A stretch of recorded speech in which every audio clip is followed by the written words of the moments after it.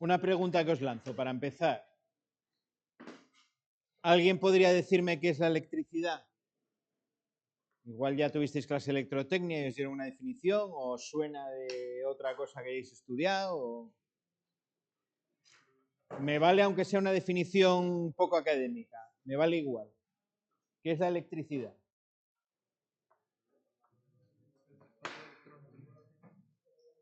Paso de electrones. ¿Paso de electrones por dónde? Los electrones pasan, sí señor, por un conductor. Vale, electrones que pasan por un conductor es la electricidad. Esa electricidad normalmente la utilizamos para algo, ¿vale? Para producir un movimiento en un motor, para producir luz en un dispositivo de iluminación, en una lámpara, para producir calor en una calefacción, ¿vale? Aprovechamos un fenómeno que vamos a ver ahora muy rápidamente, que es ese fenómeno de la electricidad, para poder transmitir una energía y producir un trabajo o aprovechar esa circulación de electrones, como estabais diciendo, para algo útil, ¿no? Es una de las instalaciones que a estas alturas de la historia pues tenemos, al menos en Occidente, en todas las casas,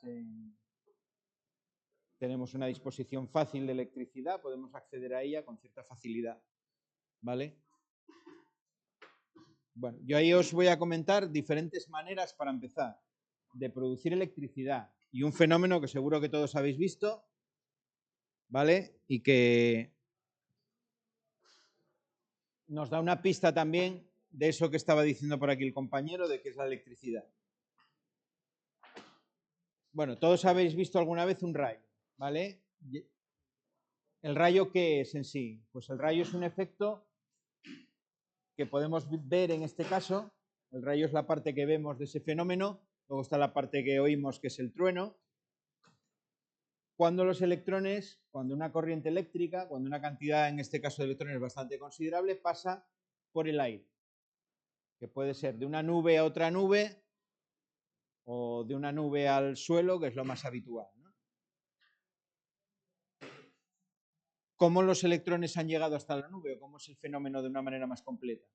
Bueno, cuando el agua se evapora, en ese proceso de evaporación se transforma en vapor de agua, estado gaseoso, empieza a subir, ¿vale? En ese proceso de evaporación va llevando los electrones que había en el terreno y va subiendo en forma de iones. Iones llamamos a un átomo, ahora vamos a ver el átomo cuando le faltan o le sobran electrones. Bueno, pues sube ese vapor de agua cargado de electrones hasta que llega a una determinada altura y esa agua se condensa. Pasa nuevamente a estado líquido en forma de gotas microscópicas. Esas gotas microscópicas son lo que forman las nubes. El vapor de agua, si realmente es vapor de agua no lo podemos ver. Si la nube la vemos es porque es líquido, ¿no? Lo que pasa que, bueno, es tan pequeño, que es como si fuese gas, ¿no? De alguna manera. En esas nubes, cuando las gotas microscópicas se unen entre sí, es cuando se forma la lluvia, ¿no? Se forman gotas más grandes que ya por su peso caen por gravedad en forma de lluvia. Bueno, cuando las nubes se cargan con muchos electrones, he dibujado ahí la nube con las rayitas esas del signo negativo que significan los electrones, llega un momento que son capaces de atravesar el aire. Cuando hay tal cantidad de electrones son capaces de pasar por el aire. Y ese paso por el aire es lo que da lugar al rayo y al trueno también, ¿no? Esos dos fenómenos que son parte del mismo, el rayo y el trueno. El aire, tener en cuenta que es un material aislante. El aire no deja pasar la electricidad, salvo que, como cualquier aislante, la cantidad de electrones que yo ponga en uno de los dos lados sea tan grande que incluso sea capaz de atravesarlo. Nos pasa también con los conductores de la luz, ¿no? Con los cables eléctricos. Yo tengo un cable que está aislado para 1000 voltios, pero si le meto 20.000 voltios, el cable me lo cargo, los electrones pasan hacia afuera desde el conductor y queman completamente el aislamiento. Siempre que os hablen de un aislamiento, pensad que los materiales, el aislamiento de ese material depende de su propia composición, de que es un material aislante, pero depende también de la cantidad del que tenga, del espesor. Lo vemos muy bien con los cables de alta tensión. Cuando empecemos a estar aquí unos meses, empecéis a ver cables y veis un cable de media tensión, lo primero que llama la atención es que es un cable con un aislamiento muy grueso. Es decir, tiene 6, por ejemplo, el de 20.000 voltios, tiene sobre 6 milímetros de espesor en el aislamiento. Mientras que los cables que usamos aquí, cualquier cable de los que vais a coger hoy, no llega a 1 milímetro el espesor. Siendo, no es exactamente el mismo material, pero bueno, son materiales muy parecidos. Por tanto, no solo es que sea aislante, sino que tengo que tener un espesor determinado en función de lo que yo quiera aislar. Con las nubes y el aire pasa eso, que el aire es aislante, pero cuando pongo tantos electrones llega un momento que atraviesan directamente, ¿no? ¿Qué hacen los electrones para que aparezca el rayo y el trueno? Bueno, los electrones lo que hacen es descomponer los gases que forman el aire, nitrógeno principalmente, que es el más abundante en el aire, el oxígeno, y lo transforman en el aire en lo que se llama un plasma, ¿no? Pasa a estado de plasma, es esa luz que vemos, ese resplandor, son, digamos, las moléculas del aire que han pasado, se han descompuesto y han pasado a un estado de plasma. Realmente los electrones no los podemos ver. El rayo o un arco eléctrico, cuando lo veamos aquí en algún circuito, un arco eléctrico, no son los electrones. Lo que estoy viendo es las moléculas del aire que han pasado a un estado distinto, un estado de plasma, donde emiten luz y bueno, al descomponerse esas moléculas pasa eso. Y además, como se va a producir en esa rotura de las moléculas de los gases del aire un desplazamiento de las mismas, ese desplazamiento va a originar el trueno, que es el sonido que oímos, ¿no? Normalmente más tarde del rayo, después del rayo, ¿por qué? Pues porque el sonido se desplaza de manera más lenta que la luz. El rayo lo vemos de manera inmediata, el ruido tarda un poco. De hecho, no recuerdo ahora la equivalencia, pero si entre el rayo y el trueno cuentas el tiempo, se puede sacar más o menos la distancia a la que tienes el rayo, ¿no? La tormenta. La oí el otro día e intenté quedarme con el dato en mi cabeza, pero no me quedé. Pero bueno, se puede hacer, que es una cosa también interesante. Eso es un fenómeno eléctrico, el fenómeno eléctrico natural por excelencia. Este fenómeno fue el que dio lugar a que los científicos en su día, en el siglo XVI y XVII, ya empezasen a darle vueltas al tema este de, bueno, porque el rayo les causaba miedo, como es de esos fenómenos naturales que impresiona, ¿no? Sobre todo cuando te cae cerca. Y aquí, pues algunos seguro que os ha caído una cerca, lo habéis tenido cerca y, bueno, pone a uno en una situación de cierto miedo, ¿no? Al menos de cierto respeto. ¿Qué pasa en el átomo con los electrones? Bueno, el átomo tenéis más o menos la idea de lo que es. Mínima unidad de materia que compone todo, ¿no? Lo que conocemos. Si yo voy partiendo un material continuamente o pudiese partirlo continuamente, llegaría un momento en el que sería capaz de aislar los átomos de ese material. Los materiales normalmente están compuestos por átomos de distintos compuestos químicos que se asocian formando moléculas, ¿no? La molécula es la unidad más pequeña del material y la molécula se puede descomponer en sus componentes básicos, que son los átomos. El agua, por ejemplo, es H2O porque tiene 2 átomos de hidrógeno por cada átomo de oxígeno, ¿vale? Y esos átomos se unen entre sí formando moléculas. Esas moléculas dan lugar a los diferentes compuestos, los diferentes materiales que yo tengo, ¿vale? En la naturaleza. Algunos aparecen de forma natural y otros pues los podemos sintetizar mediante un proceso de fabricación o en laboratorio. Si yo cojo un átomo cualquiera, por ejemplo, y lo represento gráficamente, una de las representaciones iniciales que se hicieron cuando se empezó a estudiar el átomo es esa de ahí, como si fuese el Sol con los planetas alrededor, ¿no? Hoy en día este modelo ya está superado, se sabe que el átomo no es así exactamente, pero es un modelo que el modelo actual tiene muchas cosas de este modelo y nos puede servir un poco para explicar cómo funciona el tema del átomo y los electrones. En el núcleo del átomo lo que tengo son 2 tipos de partículas que son las que concentran la práctica totalidad de la masa del átomo, que son los protones y los neutrones. Tienen una masa que es muy similar. La diferencia es que los protones tienen carga eléctrica positiva y los neutrones no tienen carga. Se llaman neutrones porque son neutros. Luego, alrededor de ellos tenemos a modo de planetas los electrones. Los electrones son cargas que tienen una masa muy pequeñita. Se suele decir cuando se estudia estos naturales tienen masa despreciable. Pero bueno, no es que sea despreciable, hay que decir que comparada con la masa del núcleo, pues no vale nada, ¿no? Tiene un valor muy, muy pequeño. Y tienen una carga eléctrica que es negativa y equivale más o menos a la carga que tiene un protón. Cada electrón tiene más o menos la misma carga eléctrica que tiene un protón, pero de signo negativo. Los átomos, en función de qué compuesto químico se trate, tienen más o menos protones y más o menos electrones. Lo normal es que sean más o menos neutros, ¿vale? En muchos compuestos en estado natural tienen el mismo número de protones que de electrones. Luego hay otros que en estado natural aparecen como iones, es decir, tienen más electrones o menos electrones de lo que deberían de tener, ¿vale? Y sí, mediante algún proceso yo puedo conseguir que se añadan o se quiten, ¿no? Los electrones yo puedo trabajar con ellos. Con el núcleo no puedo hacer nada.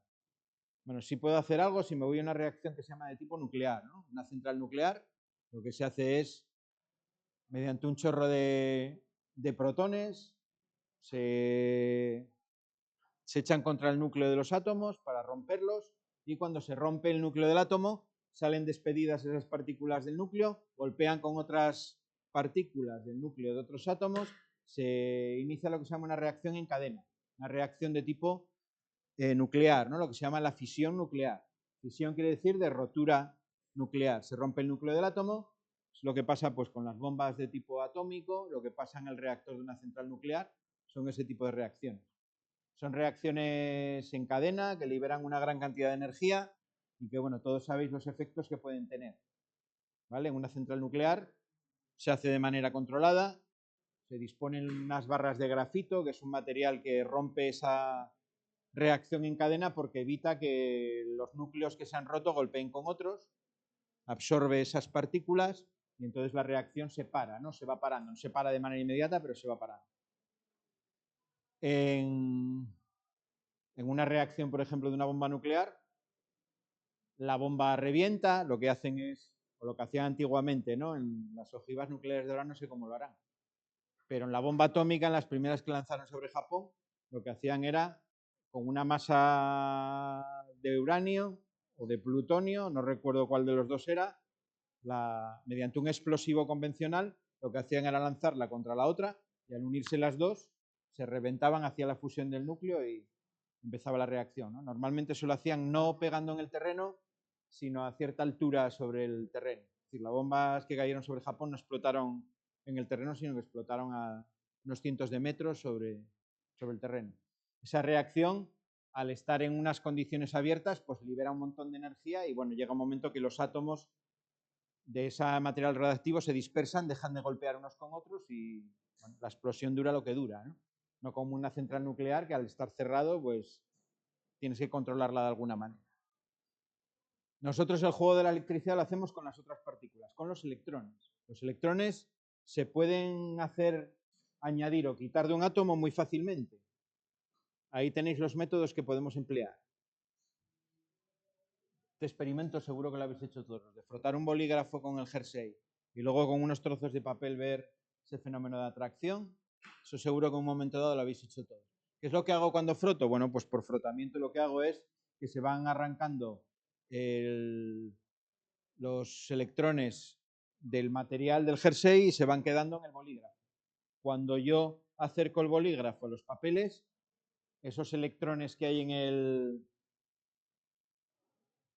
el bolígrafo hacen que los electrones de la parte del papel más cercano se vayan al otro extremo del papel.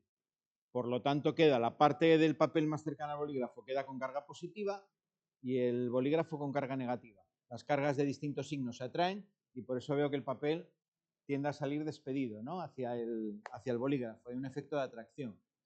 Por frotamiento es una manera de producir electricidad. ¿Se habéis visto alguna vez también esos experimentos que hacen el programa este de la tele, en El Hormiguero? Sacan como una bobina de Tesla y hacen como rayos y demás. Ahí generan la electricidad por fricción también. Tienen dentro un motor que va girando y va haciendo rozar la máquina por dentro y se va cargando. En el coche, por ejemplo, cuando bajáis del coche y agarráis la manilla de la puerta y os da una descarga eléctrica, eso es electricidad que se generó también por frotamiento, por el frotamiento de las ruedas del coche con la carretera. Igualmente los coches, cuando ese efecto era más Coches de ahora no pasa tanto, ¿no? Pero en los antiguos pasaba mucho. Se ponían unas, en el parachoques de atrás, ponías una cinta que tocaba en el suelo, era como una cinta como de goma, que la ponías tocando en el suelo, ibas rozando, y entonces ya no había ese fenómeno porque se descargaba continuamente, ibas descargando el coche. A medida que ibas produciendo la carga eléctrica, le ibas descargando. De esa manera no tenías ese problema, ¿no? Por reacción química también lo conocéis. La batería del móvil no hace ni más ni menos que eso. Tiene una serie de polímeros ahí, de materiales que reaccionan con una reacción que se llama de tipo redox, donde sacan electrones de una de las placas de la batería y los depositan en la otra. ¿Vale? En esa reacción hay una ganancia y una pérdida de electrones, en esa reacción química, que al final me deja que una de las placas de la batería tiene muchos electrones y la otra tiene muy pocos. Por placas solares, hoy en día también lo que se llama por efecto fotoeléctrico. Una placa de silicio que está tratado de tal manera que cuando la luz incide sobre esa oblea de silicio, los electrones se van hacia una de las dos caras de la oblea. Pongo unos contactos eléctricos para poder sacar esos electrones y tengo una manera de producir electricidad. Hoy en día además pues han puesto mucho, si vais por España, por toda la zona centro Castilla, Castilla-La Mancha, Andalucía, Aragón, toda la parte del medio está lleno de placas solares, ¿vale? Extensiones enteras de campos con placas de ese tipo. Luego, por inducción, ahí os pone un experimento que veréis en electrotecnia, una bobina donde meto un imán por el medio y en el momento en el que estoy moviendo el imán dentro de la bobina se produce una pequeña corriente eléctrica, una separación de cargas. ¿Vale? Os pone ahí un amperímetro indicando que se puede medir algo de corriente. Eso es un fenómeno que se llama el fenómeno de autoinducción, que nos dice que cuando yo desplazo un conductor dentro de un campo magnético y ese conductor se está moviendo, se genera una pequeña fuerza electromotriz en el conductor, que es que en el extremos del conductor los electrones se van todos hacia un lado y se queda por tanto el otro lado sin electrones, con carga positiva. Las cargas se separan. Las centrales eléctricas, por ejemplo, las térmicas, las eólicas, todas las que tengan una máquina rotativa para producir la energía eléctrica utilizan ese fenómeno. En un alternador de una central lo que tengo es una serie de devanados, de bobinas de cobre que se están moviendo dentro de un campo magnético que genero con un pequeño generador que se llama la excitatriz. Con eso genero un campo magnético por electromagnetismo. Muevo las bobinas dentro de ese campo magnético y o muevo, mejor dicho, el campo magnético en este caso, porque las bobinas son de la parte fija de la máquina, muevo ese campo magnético en la parte móvil de la máquina y genero en bornes del alternador una tensión, una cantidad de electrones que se pueden mover en el circuito. Ese es el formato en el que consumimos hoy en día la mayor parte de la electricidad. Y luego tengo otra aquí, que esta es más pequeña, ¿no?, en cuanto a su uso, pero que se puede utilizar también, o lo hemos utilizado seguro muchos, que es el efecto piezoeléctrico por presión. Por ejemplo, estos mecheros que le dais a un botón y salte como chispa, esa chispa que no es por rozamiento, no es el mechero clásico, sino el que tiene como un botón que tiene un clic, ¿no? Eso es lo que tiene, es una pequeña pieza de cuarzo que cuando la golpeo, los electrones se van todos en avalancha a uno de los extremos de la pieza.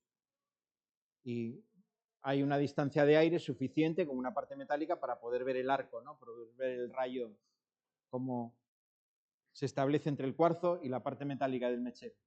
Si le hago pasar el gas por el medio, pues el gas se prende, ¿no? Y ya tengo la llama del mechero. Se utiliza también en las carreteras. Estas bandas que veis que ponen, sobre todo cuando van a hacer obras, las suelen poner para contar los coches que pasan. Son unas, por fuera es como si fuese un cable de goma que está tirado sobre la calzada, de lado a lado. Eso tiene un material piezoeléctrico también en el medio que cuando las ruedas del coche golpean genera un pequeño impulso eléctrico. Lo que tienen luego pegado normalmente es una caja que tiene un sensor, un relé que detecta esa pequeña señal eléctrica y lo transforma en una lectura, bueno, de que pasó un coche, ¿no? Son además capaces de distinguir entre un coche, un camión, porque puedes contar el número de ejes que lleva el vehículo, incluso el peso, por lo fuerte que sea la señal. O sea, te pueden distinguir una moto de un coche sin problema, ¿vale? Y eso se utiliza mucho, ya os digo, sobre todo cuando se van a hacer obras para contar coches. Luego, cuando se quieren contar coches de manera permanente, se suele utilizar este otro fenómeno, el fenómeno de inducción. Lo que se hace es poner, se lo habéis visto en la S2, tiene un montón de ellos. Veis en el suelo como si hay un rectángulo, ¿no? Marcado como de haber hecho un agujero con una radial. Bueno, ahí dentro lo que hay son 2 o 3 vueltas de cable de la luz normal, cable de 2,5, de 1,5. Eso va a un relé y cuando pasa la masa metálica de un vehículo, te genera por efecto magnético, porque tú estás haciendo circular por la bobina una corriente, al meter un imán o una sustancia electromagnética, en este caso, un material como es el coche, ¿no? Que tiene gran cantidad de acero, lo metes por el medio, genera una pequeña perturbación en ese circuito eléctrico que el relé es capaz de medir y de detectar. Los parkings para entrar y salir suelen tener ese tipo de dispositivo también para detectar los coches. Aquí en el colegio, la barrera que tenemos para que te detecte un coche cuando salga tiene un lazo de esos con un relé. ¿Vale? Eso sería por efecto inductivo. Todos tienen su aplicación y en mayor o menor medida todas esas maneras de producir electricidad se utilizan. ¿Vale? Y ya hemos llegado casi a lo que es el circuito eléctrico, a lo que es la electricidad. Bueno, imaginaos que cogemos dos materiales. Uno lo consigo cargar negativamente, por ejemplo, por frotando. Y otro lo cargo positivamente, que se puede hacer también frotando. Dependiendo del material, hay materiales que cuando hago el experimento de frotar se cargan de electrones y otros se vacían de electrones, ¿no? Pongo esos dos materiales cerca y los uno con un conductor. ¿Qué es lo que pasa? Bueno, lo que pasa es que los electrones que están en exceso en el material de la derecha empiezan a pasar a través del conductor hacia el material que está a la izquierda. Ese movimiento de electrones por el conductor es lo que llamamos corriente eléctrica. Es la corriente eléctrica o corriente a secas, lo solemos llamar. Normalmente vais a oír también otro término que es intensidad. Se llama también intensidad de corriente. Intensidad de corriente es la magnitud física, que es la cantidad de electrones que se desplazan por una determinada sección del cable en la unidad de tiempo. Se mide normalmente en coulombios por segundo. Todo eso lo veréis en electrotecnia, ¿vale? En los primeros temas. ¿Hasta cuándo están circulando esos electrones? Hasta que uno de los dos materiales se neutraliza. Llega un momento en el que uno de los dos materiales se queda en estado neutro. Bien puede ser el positivo, el que está con cargas positivas, porque todos esos huecos que tenía se hayan llenado, o bien es el negativo porque ya no tenga más electrones en exceso que dar. Entonces la reacción ahí termina. Salvo que tengan exactamente la misma cantidad de electrones, siempre va a quedar uno de los dos cargado, o bien el positivo o bien el negativo. ¿Vale? En cuanto uno de los dos ya está completo, la reacción termina. Bueno, he conseguido, con eso podemos conseguir una circulación de corriente, pero que es una circulación de corriente muy instantánea, no muy del momento. ¿Qué pasa si yo quiero conseguir una circulación de corriente, tener electricidad de manera permanente? Pues necesito recurrir a cualquiera de estas maneras que tenemos por aquí. ¿Vale? Si yo, por alguno de los métodos anteriores, consigo que la parte negativa siempre sea negativa, siempre tenga electrones en exceso, y la positiva también, ahí es donde entra el generador, es el que se encarga de eso, yo puedo conseguir que estén continuamente pasando electrones por el circuito. Nosotros lo conseguimos con el enchufe, ¿por qué? Porque detrás del enchufe hay una serie de kilómetros de cable que van hasta una central, a través del sistema de distribución, de transporte de energía, y en esa central se está continuamente produciendo electrones en exceso, a través del alternador que los está poniendo en la red eléctrica. Como yo estoy conectado a la red eléctrica, voy a tener en mi enchufe un polo que tiene muchos electrones y otro que tiene muy pocos, para que puedan circular cuando yo cierre el circuito. ¿Vale? Lo puedo hacer con una pila, ¿no? Una pila, mientras tenga energía química en el interior, mientras la reacción no se haya completado totalmente, esa reacción química va a estar continuamente añadiendo electrones a la placa negativa y quitándoselos a la placa positiva. Cuando ya se gasta la reacción química, las pilas recargables o las baterías recargables, lo que tengo que hacer es recargarlas, que se hace haciendo circular corriente a través de ellas. Las pilas son las baterías que son recargables. El efecto de recargarlo se consigue porque esa reacción es reversible. Es decir, puedo producir corriente a costa de la reacción o puedo revertir la reacción inyectando desde fuera corriente. Es lo que hago cuando recargo una batería del móvil, por ejemplo, cuando lo pongo a cargar, lo que estoy haciendo es hacer pasar corriente por dentro de la batería para que los compuestos que se habían formado en la reacción de descarga se vuelvan a recomponer, hagan una reacción química inversa para volver a tener energía química en la batería. Cuando está cargado lo saco y ya tengo la batería casi como estaba al principio. Nunca se llega a recomponer al 100%, siempre que me queda parte de los compuestos, de los reactivos que no se recomponen, por eso las baterías llega un momento que ya no funcionan. Después de unos miles de ciclos de carga, la batería pues está para tirar, ¿no? Ya no se puede recomponer la reacción química, ya no me sirve. ¿Qué tres cosas necesito entonces para tener un circuito eléctrico? Os lo pongo por aquí. Un generador, la primera. Nosotros lo vamos a tener en los enchufes de las mesas del taller. Un generador.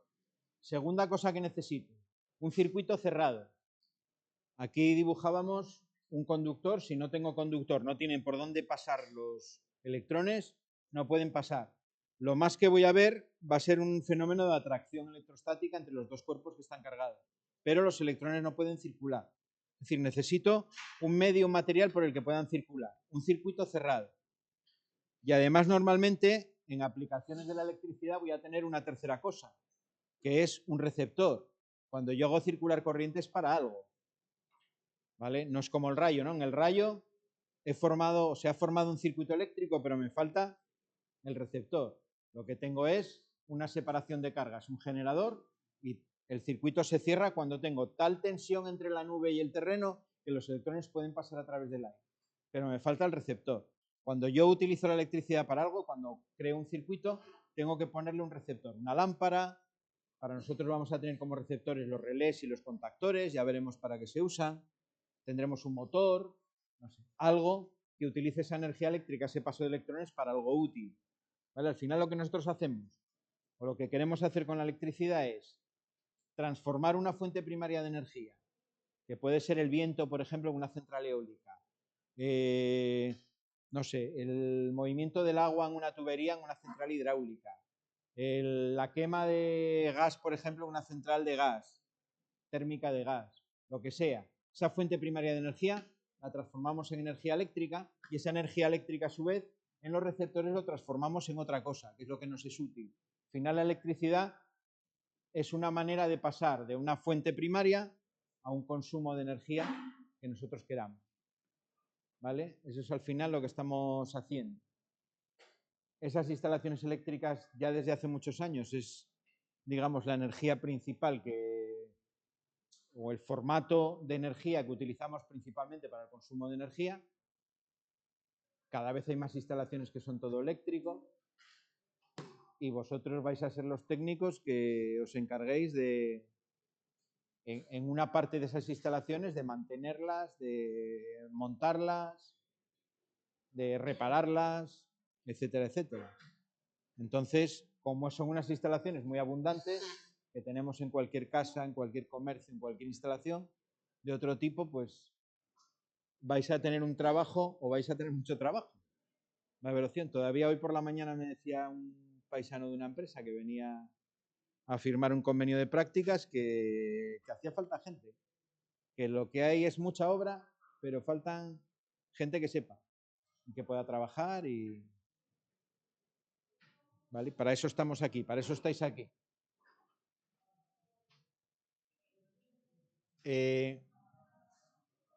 Vamos a hacer entonces ese circuito eléctrico. ¿Vale? Vamos a ver. Os voy a intentar enseñar cómo podemos hacer un circuito eléctrico. Bueno, primero os voy a enseñar uno. ¿Vale? Vamos a centrarnos en ese circuito que tenéis ahí. A ver si consigo que lo entendáis lo que hay dibujado. Voy a borrar alguna cosa para que haya menos barullo visual aquí. Ah, no me va a dejar.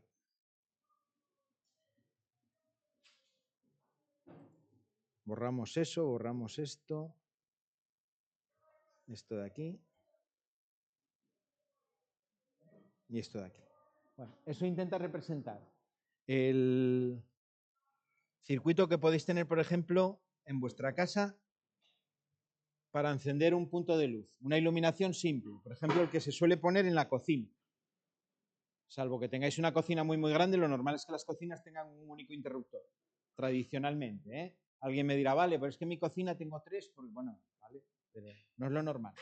Vamos a suponer que tiene solo uno. El circuito eléctrico que tendría la vivienda físicamente sería algo parecido a esto que tenéis aquí. Tengo un tubo que va por dentro de la pared y me llega una caja. Se llama caja de derivación, que es donde yo hago las conexiones eléctricas. De esa caja parte otro tubo a otra caja que está en otra habitación, porque los circuitos se van llevando a todas las habitaciones de la vivienda. Eso lo veréis con Diego. De esa caja de derivación sale otro tubo por arriba que va al techo a donde está el punto de iluminación, donde está la lámpara. Y por abajo, por un lateral, sale otro tubo que va al mecanismo, el interruptor que yo utilizo para encender y apagar. ¿Vale? ¿Qué recorrido lleva el cable para conseguir que esa lámpara funcione? De manera simplificada lo dibujamos como este dibujo que está a la izquierda.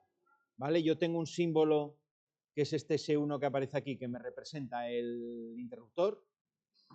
Tengo otro símbolo, que es este círculo con un aspa en medio que me representa la lámpara. Y tengo una serie de líneas continuas que me representan el cable, el conductor. Ese esquema que tenéis a la izquierda lo llamamos esquema funcional. Son esquemas simbólicos que se utilizan para representar el funcionamiento de las instalaciones. Sobre todo sirven para ver cómo funciona. Ahí es muy fácil ver que cuando yo cierro el circuito, cuando esa línea que está inclinada del interruptor, tengo que pensar que cuando yo aprieto el interruptor, se cierra, como si fuese un puente levadizo, ¿no? Se cierra, me une estos dos puntos, es decir, esa línea quedaría aquí en medio, cerrando el circuito ahí, ¿vale? Los electrones pasarían a través del interruptor y ya podrían pasar a través de la lámpara y así continuamente, no estarían continuamente pasando por el circuito. ¿Vale? Esa es la representación funcional del circuito. ¿Es un circuito eléctrico? Sí, porque tengo las tres cosas que dijimos antes. Tengo un generador, porque a mi casa me llegan dos cables de la derivación individual que tienen la separación de cargas. Es mejor que en esta parte me atendáis, ¿vale? Ya os dije que al principio del curso va a haber partes donde tengo que explicarme durante un rato. Hoy no van a ser las 2 horas, por suerte para vosotros, pero la hora y poquito que vamos a estar, hay que estar muy atentos porque lo vamos a hacer luego en el panel, no nos vamos a enterar. Tengo, decía, el generador, tengo una derivación individual con tensión que me llega de la centralización de contadores, donde tengo esa separación de cargas. Tengo un circuito cerrado. En el momento en el que yo cierro el interruptor, he conseguido ese circuito cerrado, porque tengo todo el cableado bien hecho y estoy uniendo los dos extremos del interruptor, que es lo único que quedaba abierto del circuito. Y tengo un receptor que es la lámpara. Tengo los tres elementos de un circuito eléctrico. Además, estoy haciendo un aprovechamiento, en este caso, para producir luz. Esto es el esquema de cómo yo dibujaría en el papel, funcional, para ver cómo funciona. Físicamente, fijaros lo que decíamos antes, que no tiene nada que ver. El cable que está en color, bueno, ahí se ve como rosa, era marrón en el dibujo original. El cable marrón va a una regleta, de la regleta va al interruptor, salimos con un cable de color negro para distinguir la vuelta de la lámpara, va hacia arriba a la caja de derivación, de ahí me va la lámpara y luego el neutro, que es el azul, que va directamente de la lámpara a la caja. ¿Vale? Y ahí se cerraría el circuito. Estos dos cables que tengo hacia la derecha son dos cables que yo sacaría de aquí, en paralelo. Sacaría uno de aquí y sacaría otro de aquí. ¿Para qué? Para alimentar el siguiente punto de luz que está en la siguiente habitación. ¿Vale? Los receptores de una instalación se conectan siempre en paralelo. Siempre en paralelo. Es decir, tiene que llegarles a todos ellos la fase y el neutro.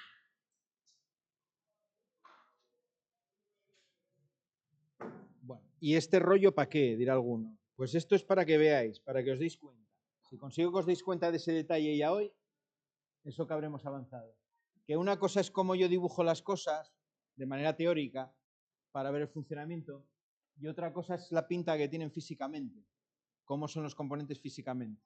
Un interruptor, que todos sabéis cómo es porque tenéis todos en casa, que es una tecla con un embellecedor más o menos bonito en una pared, se dibuja como tenéis ahí a la izquierda.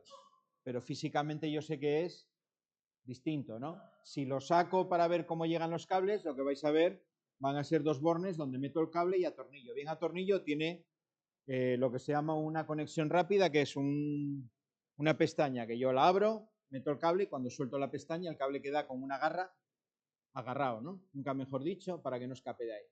Son los dos tipos de unión que hay, por tornillo o de agarre rápido, de conexión rápida. Pero no se parece mucho a lo que es el símbolo del interruptor. ¿Vale? Nosotros una de las cosas que tenemos que hacer en nuestro módulo es acostumbrarnos a manejar esos esquemas. Y cuando veamos uno de esos esquemas, empezar a pensar en cómo son físicamente los componentes, cómo los tengo que conectar a partir de ese esquema. ¿Vale? Eso es de lo que se trata en las primeras prácticas. Tener un esquema y ser capaces de trasladar eso a unos cables en un tablero. El primero no va a ser nada fácil. El segundo, un poco mejor. Y a partir del tercero os va a resultar tremendamente sencillo. Pero os aseguro que todos vais a ser capaces al terminar de trasladar el esquema al tablero. Eso sí que todos vais a ser capaces. David está repitiendo, por poner un ejemplo, pero sí que es capaz de hacer eso porque se lo sabe hacer ya. ¿Vale? La asignatura no es solo eso, sino que son más cosas. Eso lo ha conseguido hacer y Felipe también. ¿Vale? Le costó mucho el año pasado, pero este año, como van a partir ya de que esa parte la tienen ganada, pues tienen parte del camino hecho. Vamos a intentar con los demás que se pueda conseguir rápido, dar ese paso a tengo un esquema y sé cómo cablearlo en el tablero, ¿vale? Luego hay más pasos, hay que saber cómo funciona, hay que saber buscar una avería, etcétera, etcétera. ¿Vale?